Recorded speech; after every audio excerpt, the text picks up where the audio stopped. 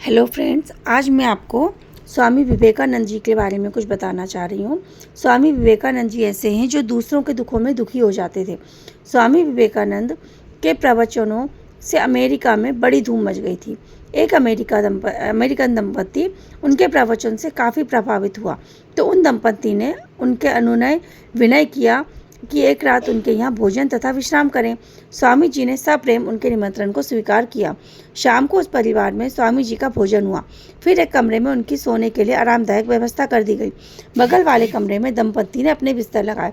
रात के 11-12 बजे अचानक किसी महिला की दर्द भरी सिसकी और करुणाजनक रोने की आवाज़ सुनी। उनको ऐसा एहसास हुआ कि स्वामी जी के कमरे से ही आवाज़ आ रही है। उसने तत्काल पति को जगाया और दोनों स्वामी जी के कमरे में धीरे धीरे कदम रखे। वहाँ जाकर देखा तो स्वामी जी जाग रहे हैं। उनकी आंखों से आंसू बह रहे हैं। सारा तकिया आंसुओं से गीला हो गया। दोनों को बड़ा आश्चर्य हुआ। उन्होंने स्वामी जी से कहा, मैं क्षमा करें, आपकी आंखों में आंसू क्यों हैं? आपको दर्द, दुख, कष्ट क्या है? शायद भोजन या बिस्तर की व्यवस्था में कोई कमी रह गई है क्या? तब स्वामी जी बोले, प्यारे भाई, आपने तो बड़ा ही स्वादिष्ट भोजन बनाया, बड़े ही मान भाव से भोजन और आनंददायक आरामदायक बिस्तर मुझे दिया है, इसमें कोई दो राय नहीं।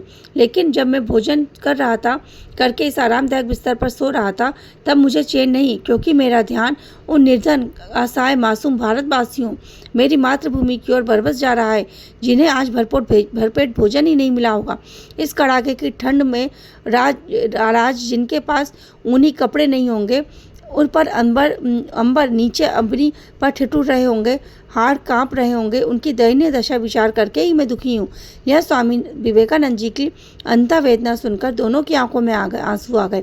उन्होंने कहा, धन्य हो स्वामी विवेकानंद जी, आपकी जिनकी अभाववश मातृभूमि करोड़ों दरिद्रों की वेदन को वे भूल नहीं पाए, जिन्होंने भारत जागो, विश्व जगाओ का शंखनाद किया।